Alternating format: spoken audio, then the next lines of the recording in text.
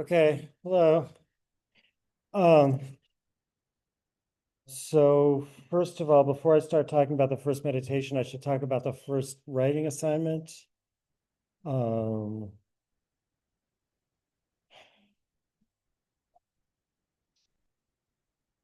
okay, so it's due a week from tomorrow. Um, uh, what should I talk about here? Right, so there's a list of 7 short passages and they're all from the reading up through the reading for Tuesday. So that they're from the first meditation or the beginning of the second meditation. And uh, and you can choose another passage if you want, although I don't think anyone ever has. But you can if you want choose another passage. But the assignment, it says 2 to 3 pages double spaced.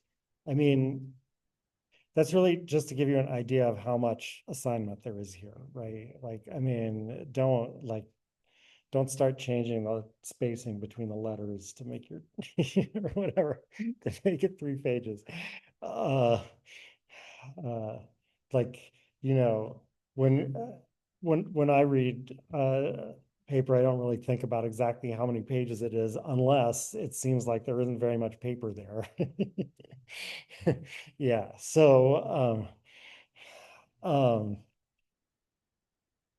And so there's 3 parts to what you're supposed to do in the 2 to 3 pages. Number one, briefly explain in your own words what the argument is supposed to prove and how. Focus only on the argument you have chosen. You should not summarize the rest of the text, right? What I mean by that is not obviously that you can't have in mind what place this, or maybe even say something about what place this is in the, but like, um, but like you don't have room to, and it wouldn't be good to like start from the beginning of the first meditation and say first Descartes says this, and then he says this, and then he says this, and that's how we got to the right. You just focus on that one place, explain how it's supposed to work and what it's supposed to prove. Um, that's the first part. The second part is to bring up an apparently serious objection to the argument. And the third part is to explain how Descartes would respond to the objection. So the third part obviously is the hardest part. um, but I think also the most important part uh, that, you know, because it's easy it's relatively easy to read through a philosophical text and think of lots of objections. Um, but that's not really helping you understand it unless you take the next step and try to figure out, okay, what would the author say about this? Now, this is like, I mean, um, this is something that I've been told drives historians crazy. I don't know if a historian has ever actually told me this, but I've been told that it drives historians crazy that philosophers are constantly asking, well, what would Descartes say if you said to him? And they're like, that didn't happen. What are you talking about? So, and and the truth is, it is a little hard to explain how to do this. But because students ask me, well, am I supposed to quote something Descartes says about it somewhere else? And the answer is, well, no, Descartes probably doesn't respond to the exact objection you raised anywhere. You have to try to figure out what he would say. Meaning you have to like think the way Descartes thinks. What does he believe? What conclusions is he trying to reach, etc., and then try to say something that he could say that would answer the objection. Um, and obviously, this can be done uh, better or worse. And if it's worse, you're still not going to fail. It's hard to do, but I'm encouraging you to try to do it. So let's see, is there anything else in the instructions that, right, first of all, do people, sometimes people don't even understand what other questions about, yeah. James is kind of agree that, yeah. I mean, if there's something weird, he'll ask me. Yeah, but um, but yeah, and yeah, I'm not gonna have time to grade them myself. It's fortunately James is being paid to do that. So yeah, you shouldn't. I mean, this is all stuff I said at the beginning of the course, which wasn't that long ago, that you shouldn't plagiarize, about using AI. I mean, we're actually discussing, but I guess it wouldn't be relevant to courses that are going on now. We're discussing trying to have a department-wide AI policy, but for now we don't. So, um, I mean, as part of that, someone sent me link to guidelines from the TLS, whatever that stands for, Teaching and Learning. TLC, Teaching and Learning Center, right? That's what I was stopping. Center isn't spelled with an S, right? So, um, about what to do if you suspect a paper was written using AI, and it's a very, very long, complicated process.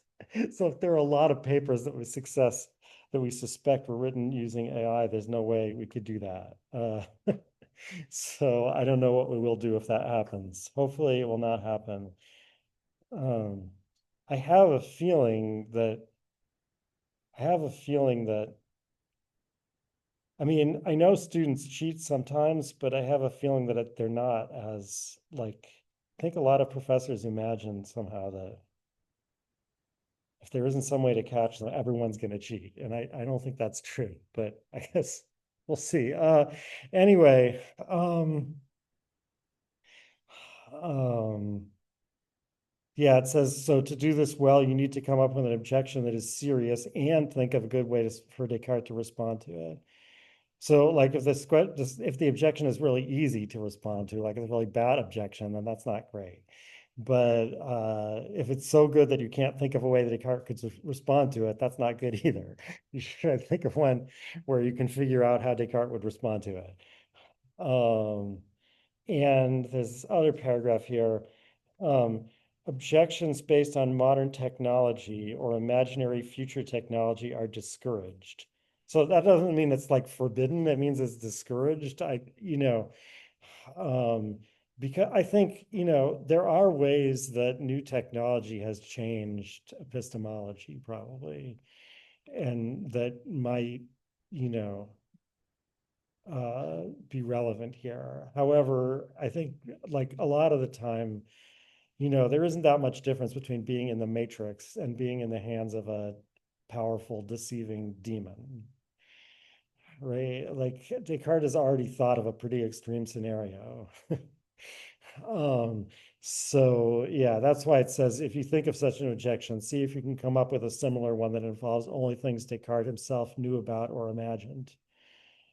Um, um, and why? Why? I mean, why not just go with the first one you thought of? Well, I mean, I think it's tempting to think that since we have all this technology now, we're smarter than Descartes. And, so this objection is probably like really hard for him. And although, like I said, technology has changed things, I don't think it's changed things by making us smarter than Descartes. That's just a bad foot to start off on, I think. So, that's what I have to say about that. Okay, are there questions about that? Um, okay. Um, okay, then I'm going to start talking about the first meditation. Um, and I'm going to start by going through a kind of high level outline of the first meditation. I do that because I've learned that if I don't do that, then I might not ever say anything about the end of the first meditation, which would be bad. Because the high level outline is supposed to be brief, but um, As you probably realize by now, I have a hard time keeping things brief, so it may expand. But okay, so there's five or possibly six main parts. Um, um, so that, and I mean, in some editions, the paragraphs are numbered. I mean, Descartes himself didn't number the paragraphs. Um, in some editions, people number the paragraphs because it makes it easier to find things. In our edition, they didn't, but you can easily write in numbers.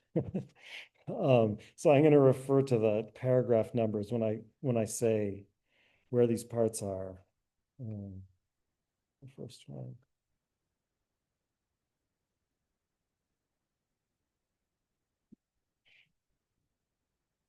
By the way, I should probably also explain what these numbers in the margin are here.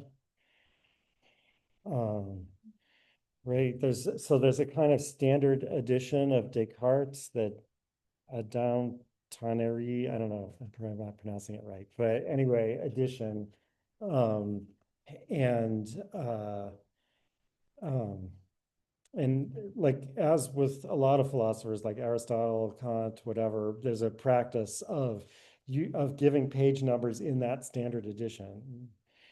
Um, and at the beginning of the first meditations, right? So here it says AT7.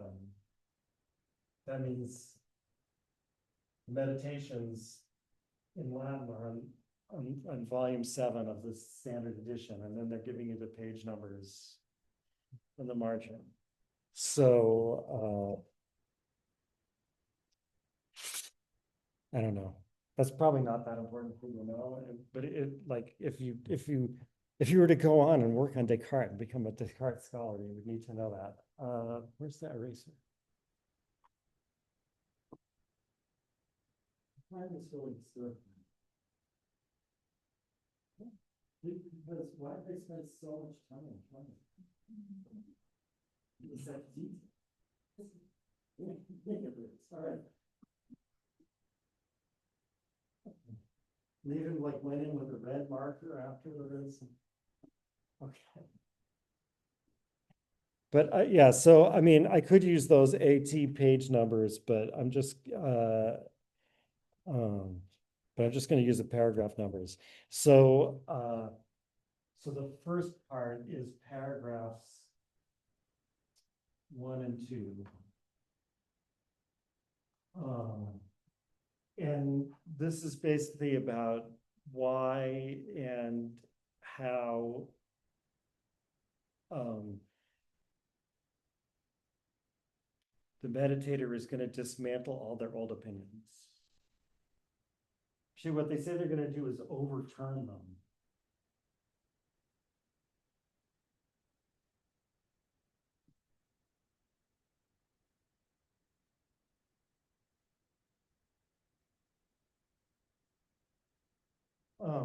Because and at first it's not clear what that's going to mean. Right? Like at the beginning of the second paragraph, the meditator says, but to accomplish this, it will not be necessary for me to show that all my opinions are false, which is something I could perhaps never manage. Right? So like at first you might have thought that overturning all my old opinions would mean showing that they're all false. And it's only in the second paragraph the meditator says, no, reason now leads me to think that I should hold back my assent from opinions which are not completely certain and indubitable, just as carefully as I do from those which are patently false. So for the purpose of rejecting all my opinions, it will be enough if I find in each of them at least some reason for doubt. Right, so it turns out the answer to the how is by finding reasons for doubt.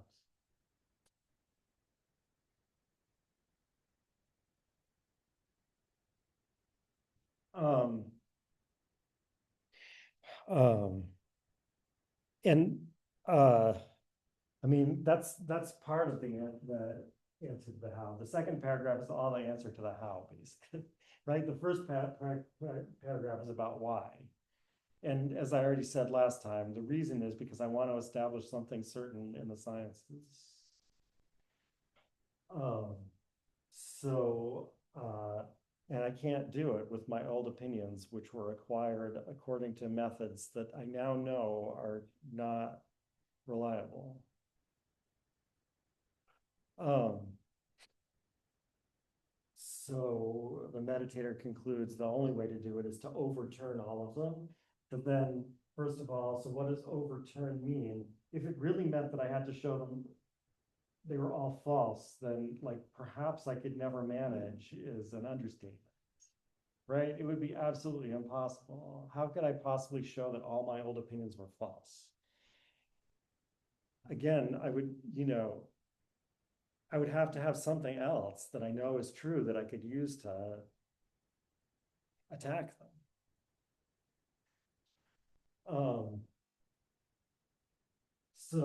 But finding a reason for doubt doesn't require that because it's sufficient to find that my old opinions are inconsistent. That shows that that is that some of my old opinions give me reasons for doubting some of my other old opinions. um, and the other part, the second part of that paragraph 2 is the meditator says, and also I won't have to go through all of my old opinions one by one, which would be an infinite task. Rather, I just have to find the foundations on which everything was built. So actually, like we're continuing the metaphor from the discourse of like that we're tearing down the house. And in order to tear down the house, it's not necessary to remove every brick one at a time. You just have to undermine the foundations and the whole thing will fall down. Um, However, there is a problem with that strategy, which is, are you sure what really is the foundation? And it's not as if Descartes doesn't realize that, because in fact, as you go through the first meditation, the meditator's opinion about what the foundations are changes. Right? So the second part, which is paragraphs 1 to 3,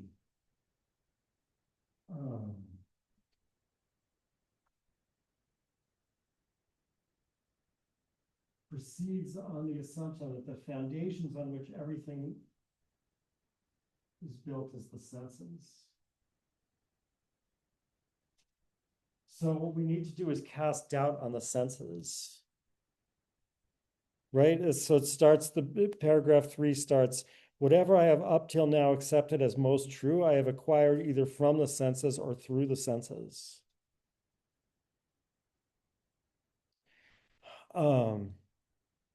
So this is an empiricist view of what my knowledge was built on. It's all built on the senses. Ultimately, Descartes' going to say that's wrong because he's a rationalist, not an empiricist. But the meditator starts off thinking this. So, sorry, I wrote 1 to 3. I meant 3 to 5. I think I said 3 to 5. All right. 3 to 5. 3, 4.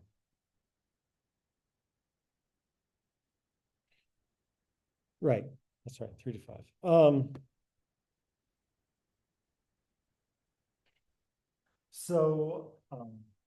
So at the end of paragraph 5, the meditator concludes that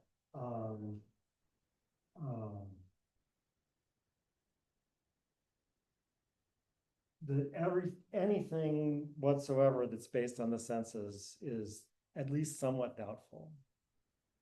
He doesn't, again, he doesn't conclude that it's false.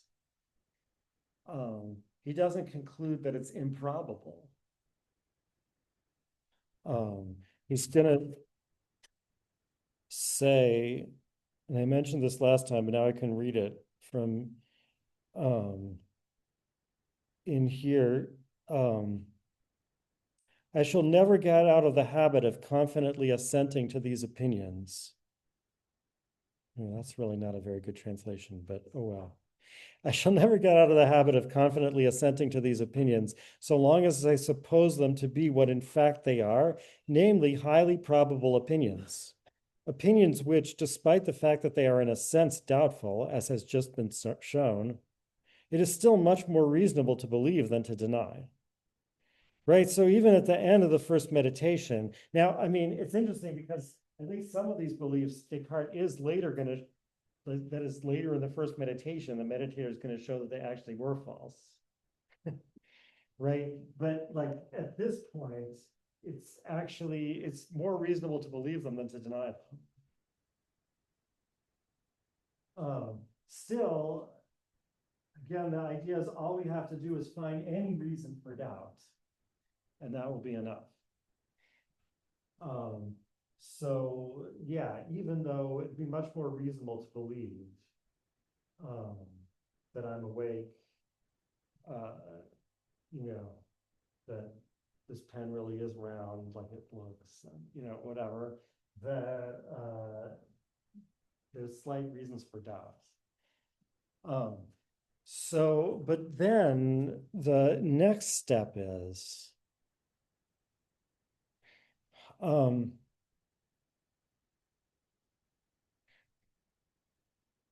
so first of all, you might think the next step would be, okay, so I'm I'm not sure there really is a pen here. I'm not sure there really is a whiteboard here, whatever. But I'm sure there's like a pen appearance, right? There's like pen sense data. How can I doubt that? So, I mean, that is what the meditator is going to say in the second meditation after the cogito arguments. But it's not what they say here. And I mean, it's not the way they're thinking about the senses here. Right? They're not thinking in terms of like, so if I see a tower far away that looks round, they're thinking of that as a relationship between me and the tower. The senses reveal the tower to me as round, but they deceived me. It wasn't really round. Or at least assuming the close-up one is the right, right? So this tower is really square, but from far away it looks round. But the point is, the senses are like showing me the exact same object in two contradictory ways. Square, and then, or sorry, round, and then when I get close, square. Like if we thought instead that there's kind of like a screen inside my head, and you know, when I was far away from the tower, the screen had a round picture of a round tower on it. And then when I got closer to the tower, the screen had a picture of a square tower on it. There's no contradiction between these two things. Right? Like there can be a screen that shows a round tower and later a screen that shows a square tower. There's no contradiction.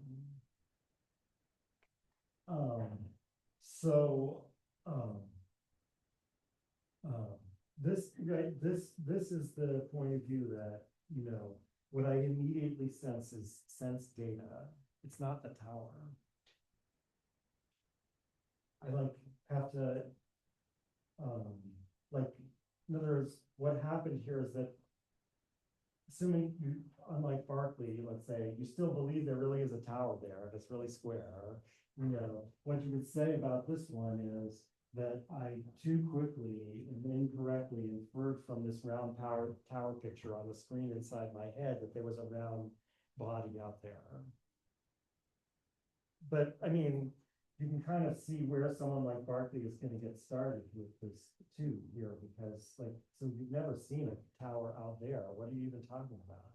All you ever see is this screen. Okay, but anyway, the point is, like, this is not the meditator's old view. This is not the meditator's old opinion. The meditator's old opinion is that, again, the sense is a relationship. It's a relationship between one body and another body, my body.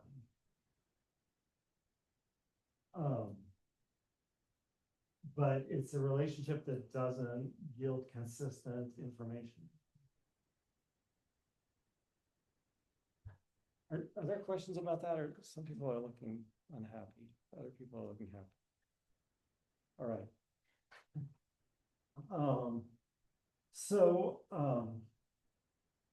All right, so what is the next step? Instead, the next step is, wait, maybe something is actually left over once you get rid of all that stuff that was built on the senses.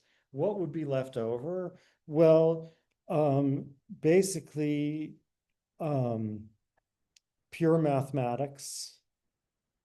That's what the meditator mostly mentions here, but you also might say logic, metaphysics. That is, if you thought those were not based on the senses, you know, things that the meditator now realizes would still be true.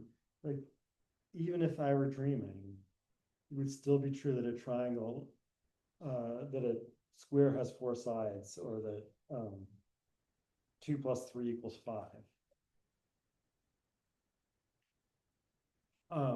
That is, my senses could deceive me completely about everything, but I would still know that 2 + 3 = 5.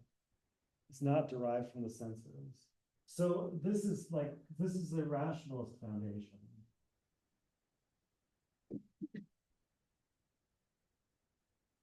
I mean, it's that kind of knowledge that Descartes really thinks, it's that kind of foundation that Descartes really thinks all our knowledge should be built on.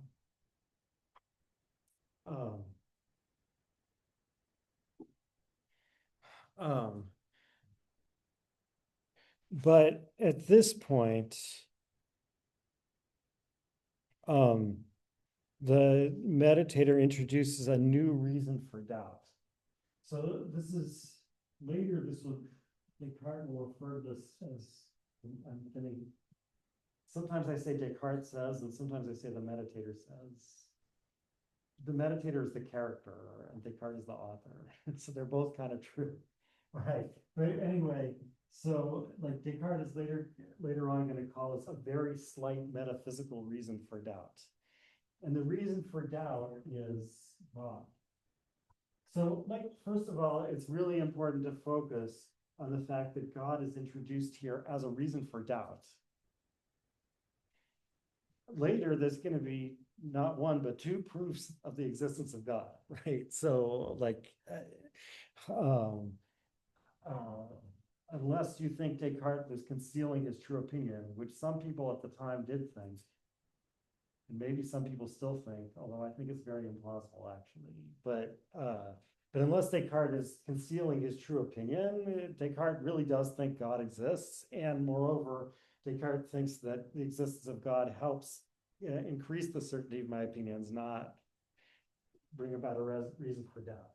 But like, so this is, you know, this is a good, at least, the most straightforward reason why it's important to keep in mind the distinction between Descartes and the meditator is that, you know, Descartes is, right? So Descartes already summarizes this whole argument in the Discourse.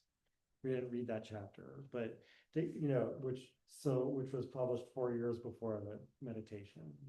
So it's not like, this is not,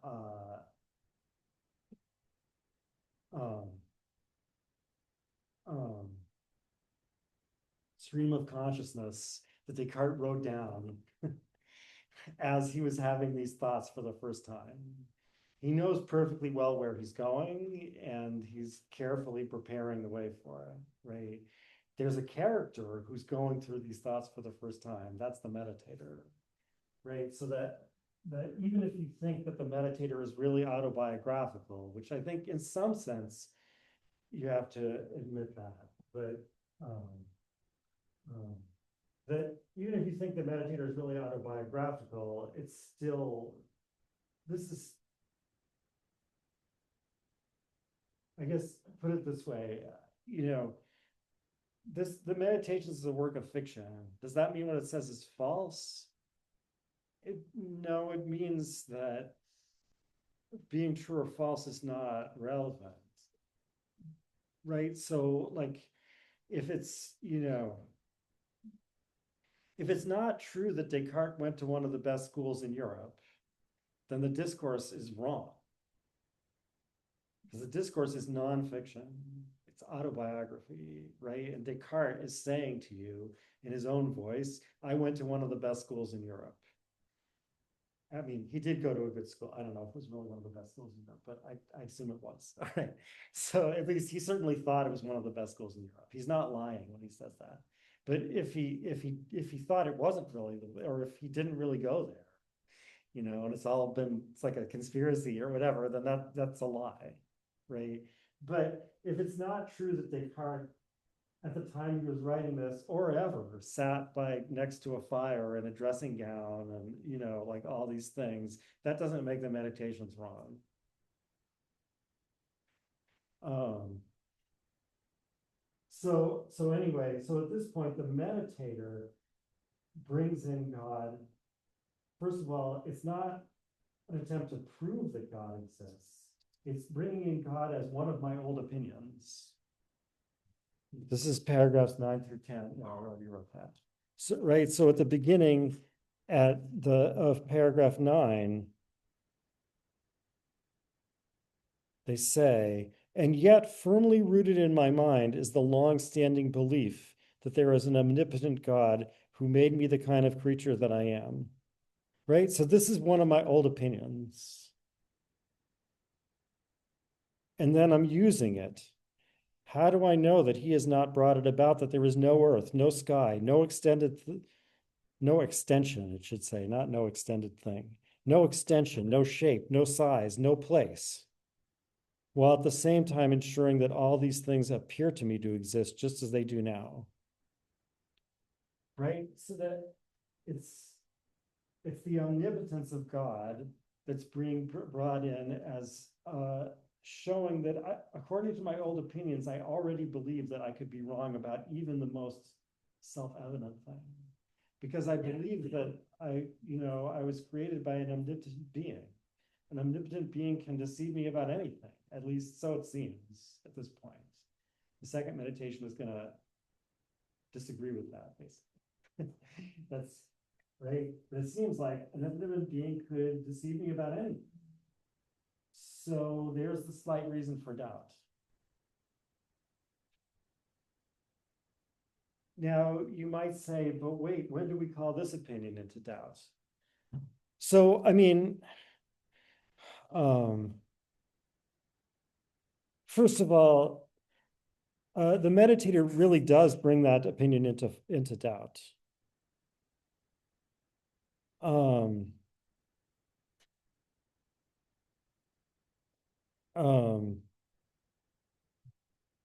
so actually, even towards the beginning of the second meditation,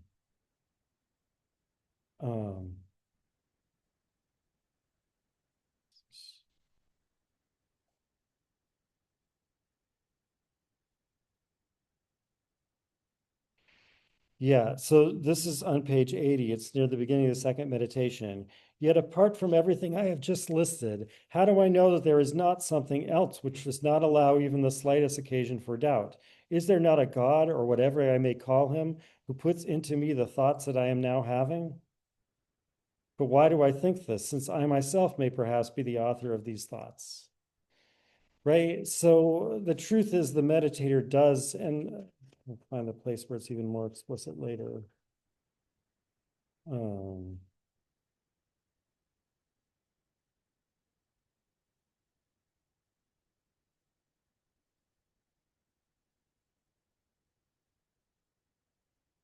Hmm, no, I didn't write down my notes here, but um, so he really does doubt that, but it's true, there isn't a place in the argument where the meditator says, now here's a reason for doubt the existence of God.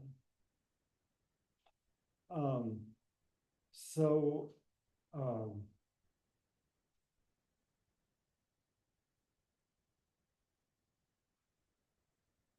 instead, what happens is um, the meditator says, this is the beginning of paragraph 10. But perhaps there may be some who would prefer to deny the existence of so powerful a God rather than believe that everything else is uncertain. So the meditator attributes this belief to someone else. Perhaps there's some unnamed people who think that. So, I mean, I think it's pretty clear why we suddenly changed the strategy here. Right? We don't want, Descartes doesn't want his character to say, even though if you read carefully further on, you'll see that, yeah, that was called into doubt, right? But Descartes doesn't want his character to say, now I will attempt to doubt the existence of God. Because I think Descartes thinks it's okay to do that because faith is practical, not theoretical. Again, I mean, maybe I'm reading more into this than, he doesn't say anything explicitly like that anywhere, as far as I know. But so I think Descartes thinks that in raising theoretical doubts about the existence of God to the point of trying to convince yourself to treat it as if it's false, you're not really suppressing your faith, because what faith is not knowledge. Faith is a determination of the will. Um, but um, but obviously, I mean, you're really not supposed to. I guess it's like the sin against the Holy Spirit that can never be forgiven, or something. You're never supposed to deliberately suppress your faith, right? So Descartes doesn't want his character to be seen doing that, but he has the same effect because, so it's really like the first reason for doubt is God could have made me deceived about everything. And then the meditator says, well, but maybe some people would prefer to doubt so powerful a God. Um, and then they say, but actually, if I was made by something less perfect than God, then it's even worse. Now, like, that argument is a little weird. Not sure. Not sure it doesn't work, but I'm not sure it works. It's a little weird. But anyway, like if you accept that argument, then you can see that, right, the meditator, without having to explicitly raise the question of whether God exists, just by attributing to some other people the opinion that God doesn't exist, has managed to show that you can call everything into doubt either way. Um, oh, here, I did write it down here. It's on page 88.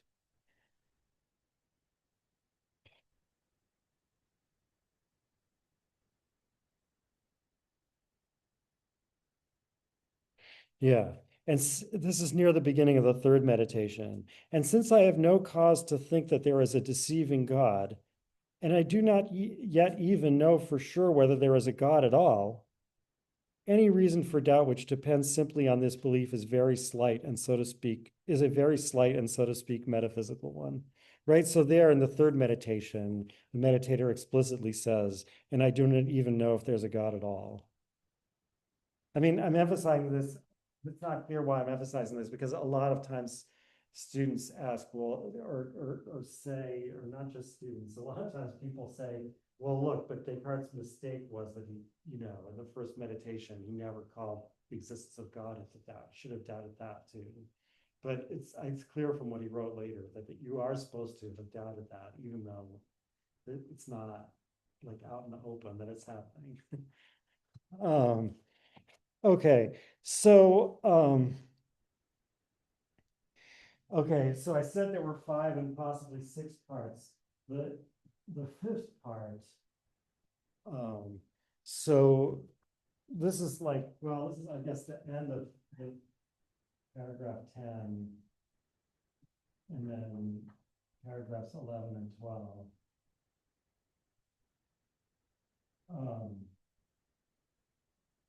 are about the evil demon, or the evil genius, what he calls it, evil genius or something, I guess. The evil genius. um, but yeah, it means some kind of genius. Actually, is genie? Maybe that's just a. Maybe that's just a coincidence because it comes from the Arabic word jinn. I don't think it's. No. Okay. So the evil demon. So, okay, so like at this point, we're done doubting everything, right? At the end of this, in the middle of paragraph 10, the meditator says, is this?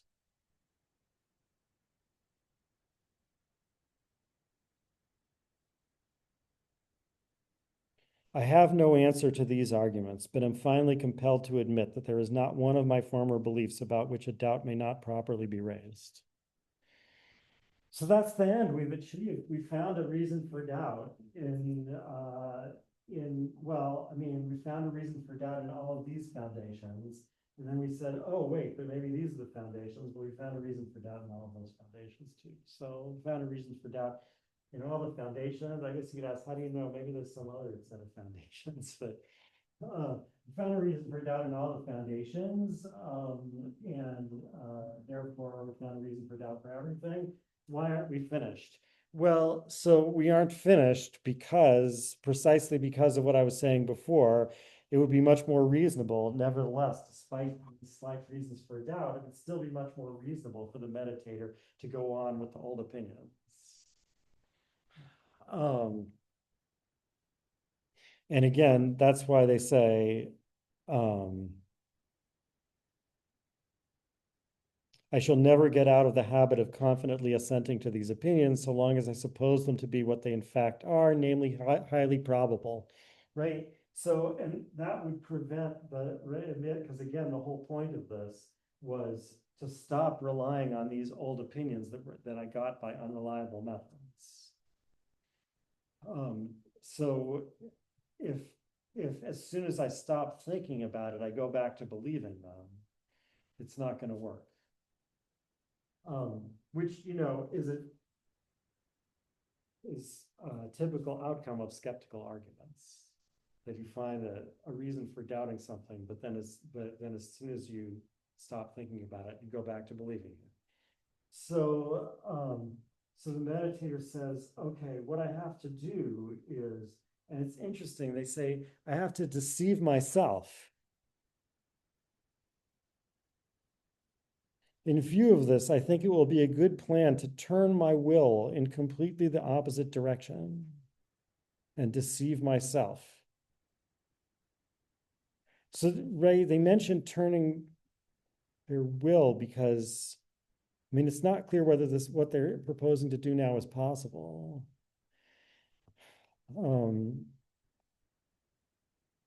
It demands a really powerful command of the will over our judgments. Like that I can actually make myself believe that all my old opinions are false, even though I know they're probably true. But anyway, so I think it will be a good plan to turn my will. And so, by the way, like Spinoza is going to say, no, we don't have a will like that. That's impossible. All right. But anyway, I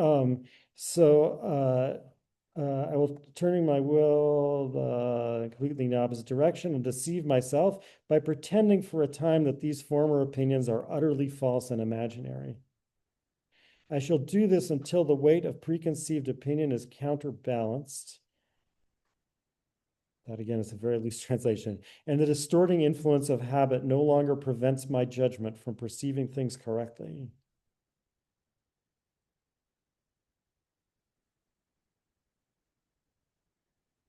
And then they add, in the meantime, I know that no danger or error will result from my plan, and that I cannot possibly go too far in my distrustful attitude. This is because the task now in hand does not involve action, but merely the acquisition of knowledge. There isn't actually a word there in the original that means acquisition. All right, well, whatever. But anyway, it's about that is it's practical and not theoretical. So again, that thing that I pointed out was at least implied in the discourse is being used at this point to say that this is okay to do. I can deliberately deceive myself into thinking that all my old opinions are false, as long as it doesn't affect my actions. Um,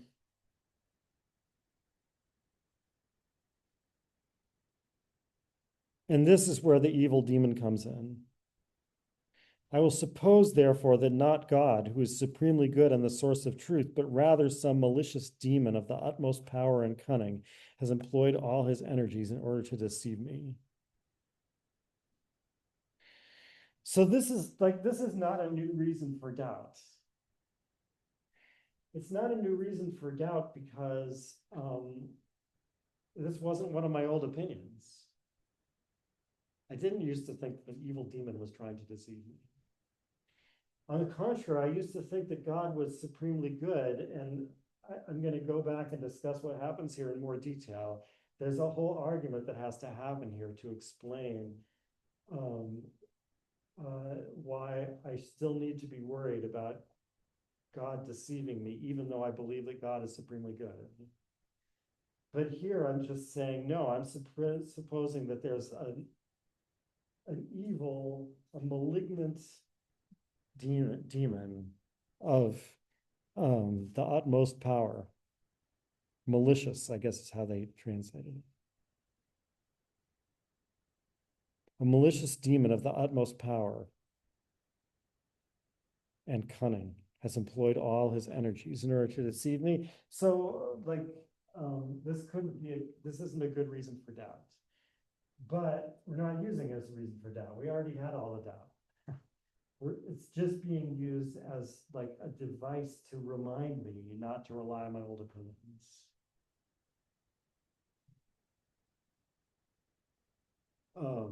And it's not going to be kept up very long, right? It's just really through the very beginning of the second meditation. Because there's going to be a point where the meditator says, but wait, there's this evil demon that's deceiving me. And then they're going to say, oh, but no, deceive me how, as much as he can. He would never make me wrong about this. That's basically the point at which it's used.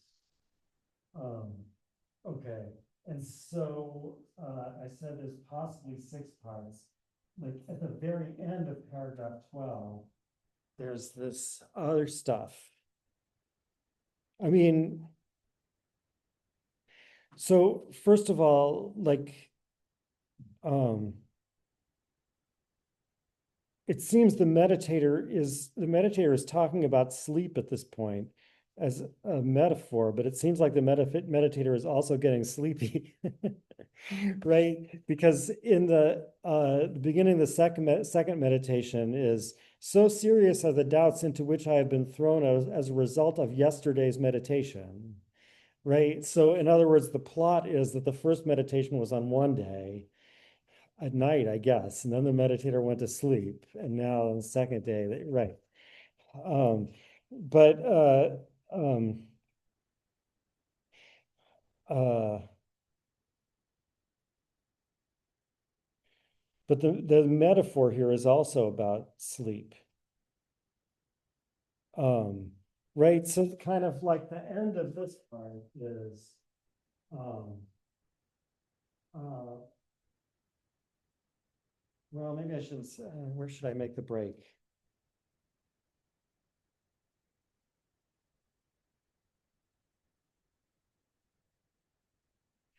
The end of, the end of this part is also something I should find time to talk about in more detail. Right, because the very end of this, the meditator says that I'm gonna keep myself fixed in this like imagined situation. I'm gonna hold on to this really firmly, and that way, even if I can't ever discover anything true, at least this evil demon would never be able to get me to accept something false. Right? Because I'm gonna just keep in mind, oh, that could be from the evil demon. That could be from the evil demon. And therefore, and that way I'm gonna prevent myself from being deceived. Again, this is like a very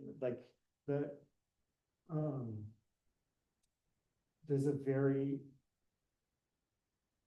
extreme view of what the will is capable of. But anyway, so that's how this part ends. And then after that, but this is an arduous undertaking, and a kind of laziness brings me back to normal life.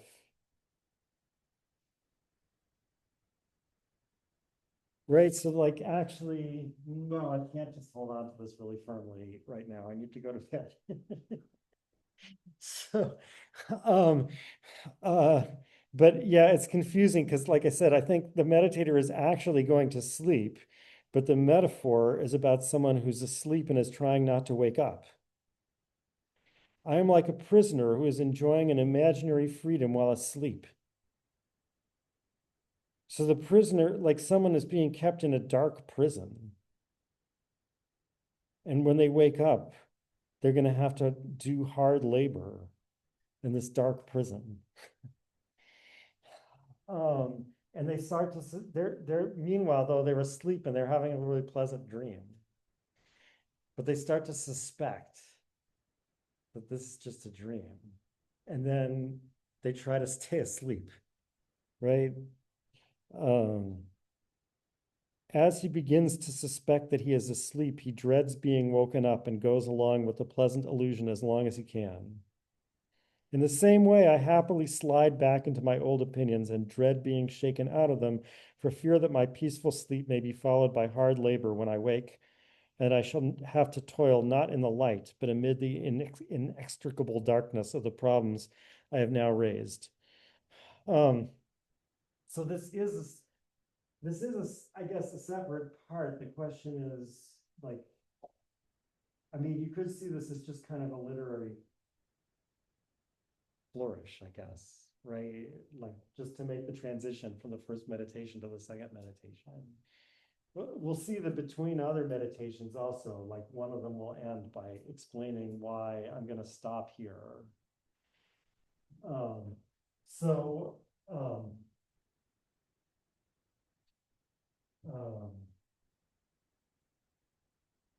um, but on the other hand, some people who read Descartes in ways that I like Emmanuel Levinas, I think attribute a lot of importance to this stuff at the end of the first meditation. Um, um, and well, like other people too, maybe like, so this is a quote from Thoreau from Walden at the beginning of chapter 16. After a still winter night, I awoke with the impression that some question had been put to me, which I had been endeavoring in vain to answer in my sleep, as what, how, when, where. But there was dawning nature in whom all creatures live, looking in at my broad windows with serene and satisfied face, and no question on her lips. I awoke to an answered question, to nature and daylight. And a little bit farther on, nature puts no question and answers none which we mortals ask. She has long ago taken her resolution. So I think somehow he's alluding to this, right? He's saying you need to wake up to the morning, not to the dark. Um, and then the question will go away. Um, okay. Uh, but I don't have anything else to say about that right now, at least. So now I'm going to go into more detail about some of the things I was talking about, um, both about like the fiction here and also about the details of some of these arguments. So, but before I do that, are there questions about what I said? No questions at all? Wow, that's so clear. When I did I already tell you the story? I've been worrying about this for years, but I feel like as I get older and older, it's a more and more realistic worry that I'm telling the same stories over and over again in the same class. But when I that when I first taught the meditations, it was at the University of Chicago. Did I tell that story? No. Okay. So I was, they had this, so I was a fellow at the University of Chicago and a teaching fellow. And basically they had teaching fellows to teach the core curriculum that the regular faculty didn't want to teach.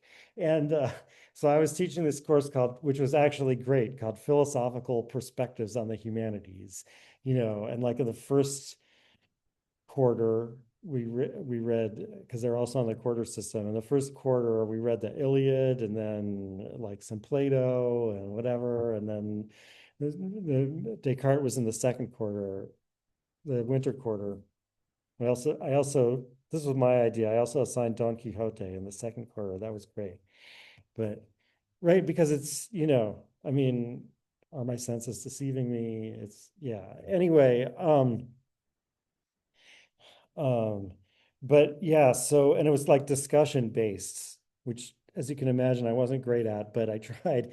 And so like I came in and we were supposed to talk about the first meditation. I was like, okay, so what's the first thing Descartes says? And someone goes, he says I might be dreaming. And I'm like, well, no, that's actually like the fifth thing he says. um, yeah. Um, so yeah, it's worth, I mean, especially this this thing is so short, but so much depends on it. And I think it really rewards close attention. And it really was written. I mean, it's short, but Descartes thought really carefully about every sentence. Um, all right.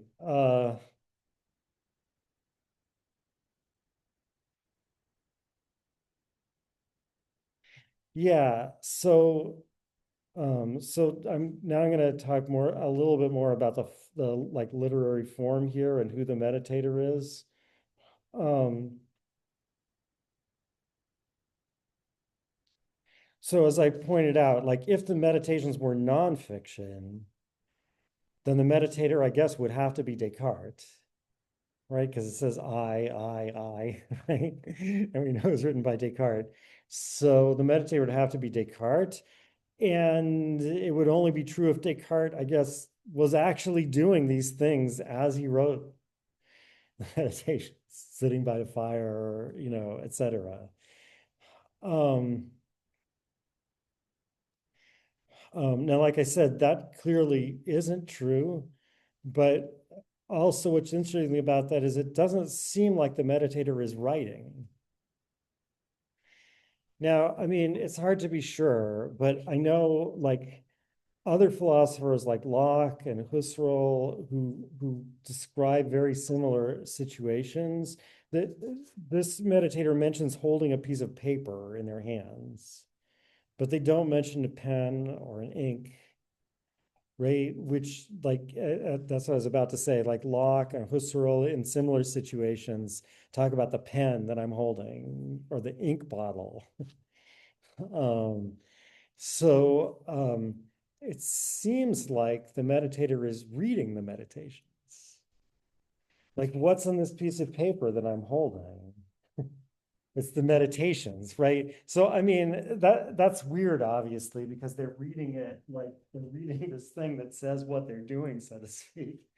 Um, but so it's a weird fiction, but um, and they're alone. They're reading this paper, and like perhaps it arrived as a letter, because I mean we'll see later there's a lump of wax there. Now, I mean, it could be like, first of all, if we'd had more time to read Avicenna, I would have shown you that Avicenna uses a lump of wax as an example in a very closely related argument. So it could just be the lump of wax from Avicenna. um, it could just be, it could, I mean, wax was definitely something they had around. I mean, because at least at this period, I'm not sure if Avicenna had wax candles or not. Probably not. I think wax candles were introduced later. But anyway, like there'd be a wax candle there for light if you were writing or reading, so there would be wax. Um, but the other reason there was always wax around on your desk is because you used it for sealing letters. Um, so um,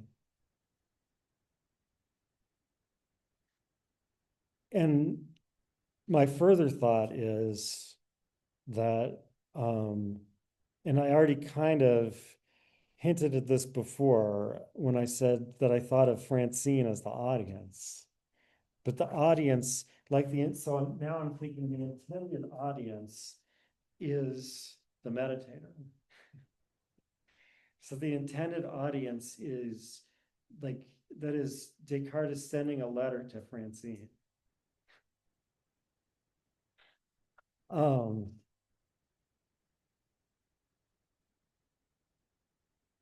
And of course, that emphasizes how precarious this argument is in a sense, because, like, if Francine could read the second meditation, she would prove to herself that she exists. But she can't read it.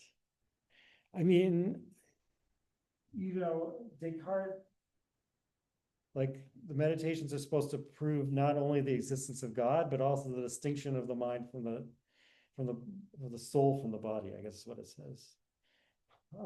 So yeah, Descartes thinks that Francine is still there somewhere, but Francine can't receive a letter from him anymore. And like, I think this, I mean, so it emphasizes something precarious about Descartes' situation in making this argument. I mean, it also emphasizes something about dualism, like how little, in a way, Descartes gets out of dualism. Because yet the mind can grasp things and see things or intuit things on its own without the body. But on the other hand, there's other things that it needs the body to grasp or intuit. Intuit is actually what they say they're doing with the piece of paper. They're holding it and intuiting it, which I mean just means looking at it, I guess. But I mean, but it also is already a technical term that Descartes would have been familiar with from from medieval philosophy. So there's a kind of grasp and intuition that you need the body for. And if Francine doesn't have a body anymore, she can grasp all kinds of truths, but she can't grasp a piece of paper. Um, so I mean, that's part of it. So far I've been trying to use they pronouns for the meditator, but sometimes I like to use like she pronouns for the meditator. Yeah. By the way, in a sense, this is impossible because right, there's adjectives that refer to the narrator in Latin, and the adjective in Latin has to agree in gender with the noun it modifies, right? So you can tell that the narrator is masculine because the adjectives are masculine. But that's kind of like the default tense. Like, um, I mean, it's default tense because, patriarchy, I guess, right? But anyway, it is the default tense. Like if you don't want to make a point of the gender of the person who's talking, you would have to use the masculine ones. So, and I mean, that itself obviously is a commentary on the way language is affecting, political reality and whatever. And I mean, I guess one good question is how much of that does Descartes aware of? I I suspect he is thinking about stuff like that. That again is one reason I went last time through so much about how many women are in Descartes' intellectual circle. Um, but um, but anyway, be that as it may, so like that's one moral of this. But another moral of this is um, that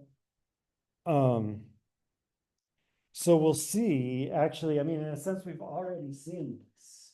Like, where in here did we cast doubt on the existence of other minds as opposed to bodies? It just didn't really come up. Um, um, I mean, it's going to turn out later that Descartes says there's like one place where he mentions other minds in the second meditation. And in that place, the meditator says, and I've convinced myself that there is nothing at all in the world, no bodies, no minds. But it's not clear where they convince themselves about the minds. And even more disturbing, it's not clear in the remainder of the meditations where there's a proof that there are other minds. Actually, so I mean, what really happens in the remainder of the meditations is that these steps are reversed. I guess these steps, right? Like the third meditation establishes that God exists. And the fourth meditation explains what I could be wrong about and what I could not be wrong about, given that God exists and is not a deceiver, right? So it solves the problem that comes up in there. Then the fifth meditation um, establishes that uh, that mathematics and things like that are reliable. And then the sixth meditation explains in what sense the sensible world exists and how I can know about it to the extent that I can. So it's right, this order. But so just as other minds weren't mentioned going forward, they don't come in going back either. um, well, um, um, the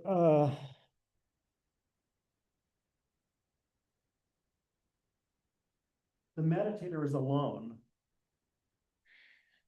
Um, and the meditator, I think, assuming that the meditations are written on this paper, the meditator has only that as the evidence that there's another mind. So that is, the other mind is Descartes, Rene Descartes, not Francine. They're both Descartes. um, so the other mind is Descartes. Um, and um, um, like if someone really receives the letter and proves that they exist, then there is another mind. But Francine doesn't receive it. And do we know that anyone's going to receive it? Um, so here's a quote from someone else who's alluding to the first meditation. This is Nietzsche from The Gay Science. I am forever again making the same discovery or having the same experience. And even so, always resist it anew. I do not want to believe it, although I grasp it in my hands, that the great majority lack an intellectual conscience. Indeed, it would often seem to me as if, with the demand of such a conscience, one would be in the most populous city as lonely as in the desert. Right? So an intellectual conscience is, in German, the word for conscience is Gewissen. Yeah, Gewissen. Um, this, Wissen means to know, and Gewiss means certain. So, like in German, I think it's clearer that a conscience is a somehow epistemological thing, right? But people lack an intellectual conscience means, yeah, I guess what it means is that they don't realize that the most important thing in the world is not to be deceived. Um,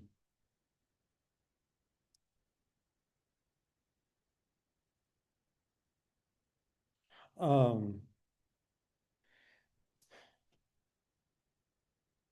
um, that is, uh, they don't have the very characteristic that the meditator is going to use to define her own mind, which is doubting, that is desiring certainty that she doesn't have. They're missing the desire to be certain about what they don't know. So if they're missing that, then in some sense there isn't another mind. Descartes is alone, right? I think that's the comment that Nietzsche is making on Descartes here. That so the reason there's no proof of other minds is that, like, Descartes can't prove that there's other minds. We have to prove it. That is, if we're here, if there's a reader that can understand this, then that reader proves that there was another mind. And that's the best he can do. All right. Other questions about that? Yes.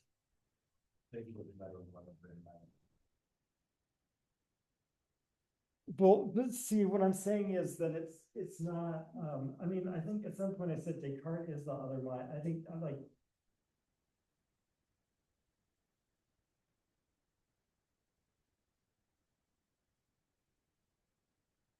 um,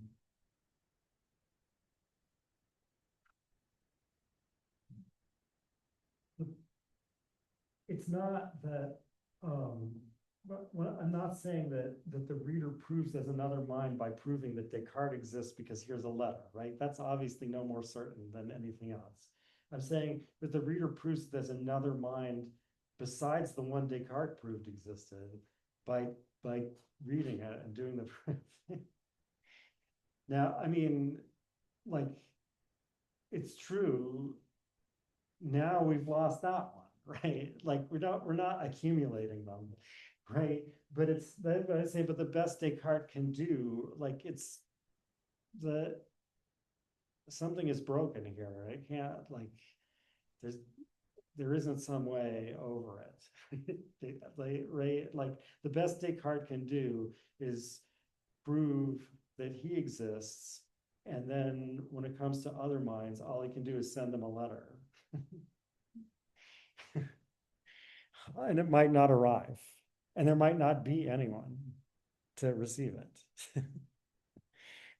um, but if there is, then it turns out that yes, there was another mind. But it's not like either of them can prove that there are two, but there were. If it really arrives, does that does that that make some kind of sense? Yeah. It's so in other words, what I'm claiming is like the the reason other minds is left out of this is because it really, like, it's not a doubt that can be answered in a straightforward way. It's um It's a whole different kind of doubt, and it can't be put to rest this way. Um, okay, now how much time do I have left? Some. Okay. So I wrote down, if you get to one thing in detail, should probably be the dreaming argument. Okay. So, right. So like expanding this a little bit. So how does it work? Right. So the first thing is, so I guess I should say one more thing about the form of the first meditation. It not only is a fiction, but there's kind of a fiction within a fiction, namely that the way the meditator works is by talking to herself, right? So there's like there's a voice, I call them the doubting voice and the answering voice, right? There's like a voice that will raise a doubt. And then without necessarily being marked at all, you have to tell from context, right? Like there's another voice that will come back and try to object to that reason for doubt. If that answering voice can win, then the reason for doubt was no good, and we're stopped. I mean, in the end, the answering voice will win, but only in the second meditation, in the first meditation. Right. So, right. So the first reason for doubt is, although the senses the first reason for doubt is, from time to time, I have found that the senses deceive, and it is prudent never to trust completely those who have deceived us even once. Now, again, this is prudent only assuming that the most important thing in the world is to be certain, right? I mean, it's not really prudent. Like, suppose like one day I asked you, do you like my hat? And you were like, oh yeah, that's such a nice hat. And later on, I found out you don't really like my hat. Right. And then, like next week, I'm walking along and you say, hey, look out, you're about to walk off a cliff. So it's prudent to completely trust you, even though I know you lied about the hat, right? Like as life normally goes, this principle is not right. But yeah, when we're restricted to theory and we think the most important thing in the world is not to be deceived, then it's true. If someone has deceived you even once, it's not prudent to ever trust them completely. So that's supposed to be a doubt about all the senses. But the answering voice has an objection. Yet, although the senses occasionally deceive us with respect to objects which are very small or in the distance, there are many other beliefs about which doubt is quite impossible. Right? So the point is that, yeah, the senses have deceived me, but I actually know exactly in what situations the senses are likely to deceive me. When I say I know, I guess I shouldn't say I know. It's among my old opinions, right? Because we're drawing everything from my old opinions. So it's, yeah, according to my old opinions, the senses are not completely reliable. They yield contradictory results. But the answering voice says, oh, yeah, but if you look into exactly what the old opinion is, the old opinion is the senses can deceive you in cases of things that are small and far away, but not in the case of, I am here sitting by the fire, wearing a winter dressing gown, holding this piece of paper in my hands. Um, and then, um, I mean, I don't know if there's like a missing step in here, like there's a slight doubt that makes them go on in this way, because they say, again, and it's actually not again in the original, but anyway, again, how could it be denied that these hands or this whole body are mine?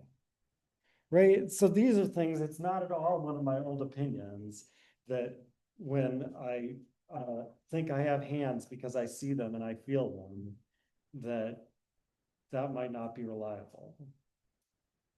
At least it doesn't seem to be, right? So that's what the answering voice is saying. So now there's like, this is the next part is essentially the doubting voice coming back, unless, wait, maybe there is a way, right? unless perhaps I were to liken myself to madmen whose brains are so damaged by the persistent vapors of melancholia, right? That is of black bile, that they firmly maintain that they are kings when they are paupers, or say they are dressed in purple when they are naked, or their heads are made of earthenware, or that they are pumpkins or made of glass. I think there's some like story, but that I haven't read it by Cervantes about someone who thinks they're made of glass. So that there may be an illusion here, but anyway, but such people are insane. So this is the answering voice, right? So the doubting voice is like, well, but sometimes people go around about stuff like that. Some people think they're made of glass, and they take care because they think they're fragile. Um, but the answering voice says, but such people are insane. And I would be thought equally mad if I took anything from them as a model for myself. Right? So, like the reason they're saying this is not a good, or the reason they're saying this is not a good reason for doubt is that although it's part of my old opinions that some people are insane, it's not part of my old opinions that I'm insane. And it like shouldn't be. I mean, um, that is, I mean, I think it's really true. Like if I came in here and said, here's an eraser, or maybe not, maybe I'm insane, you would be like, yeah, right? Like it's not sane to think you might be insane. That's what the answering voice is saying. And this is where the dream comes in, right? So here's the doubting voice coming back, a brilliant piece of reasoning, as if I were not a man who sleeps at night and regularly has all the same experiences while asleep as madmen do when awake. Right? So the way it first gets in is not, I experience the same things when I'm asleep as when I'm awake, and how can I tell? I mean, that comes like in the next two sentences. The way it first gets in is, I experience the same things that madmen do when they're awake, when I'm asleep. So I think that I am mad sometimes. It is one of my old opinions, right? As if I weren't someone who goes to sleep every night and has these experiences. So yeah, I think, and sometimes even weirder than this. um, so um,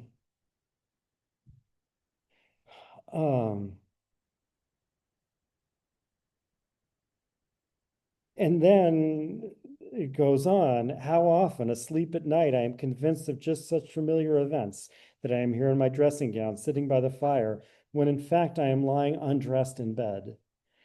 So, I mean, I think at this point, the point is that the things you think are sane, um, and the things you think are insane, you experience them both in dreams, and they're similar to each other, right? Like one of the things that the mad person thought was that they were clothed in purple when they were actually naked.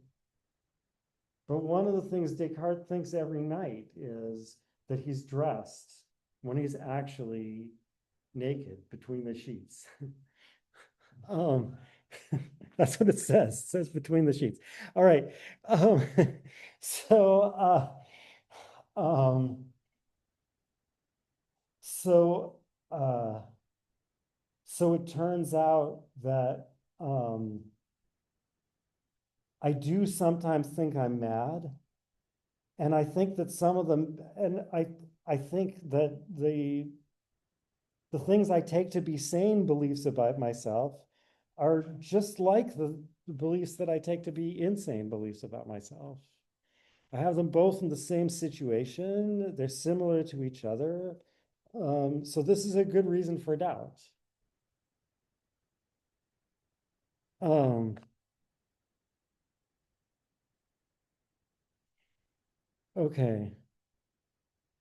I could say more about that, but I also wrote down here, if get to two things should be the argument about God as a reason for doubt. And I just still have 5 more minutes, so I'm going to talk about this. Um, so the way this works inside in detail is that, I mean, there's a lot of other things that I should have got to. Like, it's really unclear what the meditator means when they ask whether there is extension or shape in general. Yeah, and I'm not sure what the right thing to say about that is. Maybe I'll talk about it when we get to the fifth meditation. But in any case, so right, so this is paragraph 9, I guess, and God has been brought up as a reason for doubt.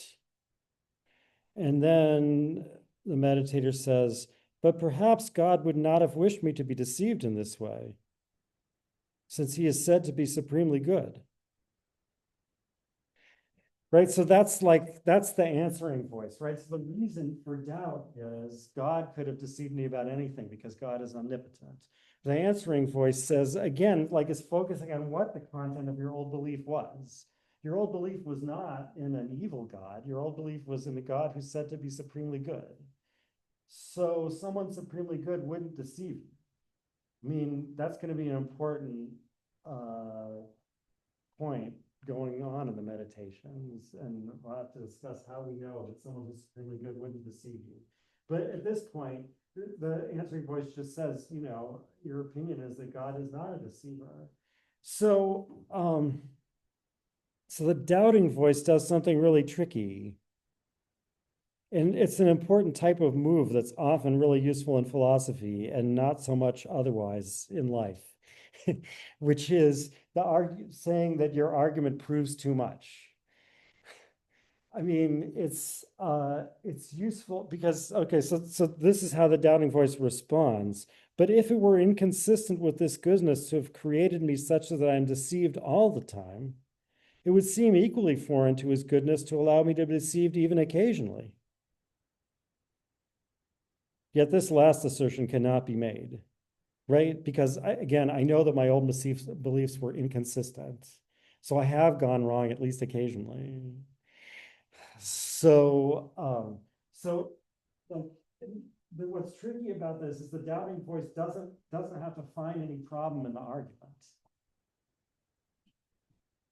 Right? Like, we haven't shown that either that God might not be supremely good or that someone who's supremely good might be a deceiver.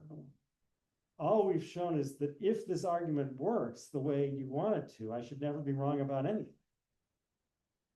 And since I'm sometimes wrong about everything, clearly there's some problem with using this argument here, but I don't have to look into the details. And again, I think that's useful because we don't want to have the meditator saying, oh, but maybe God is a deceiver. Right? And I mean, it's not, again, as with the other trick I was mentioning, I don't think it's like, I don't think Descartes is really misrepresenting his views in the end by doing this, because he is going to show in the fourth meditation exactly what is wrong with the argument, right? Why it is that I could be created by someone completely supremely good and yet sometimes go wrong. That's the whole content of the fourth meditation, basically. But at this point, he's not looking into it. He's just having the meditator say, your argument proves too much, it can't be right. Okay. And I have 2 more minutes, but I didn't write anything else down to get to, so all right. I'll see you next week.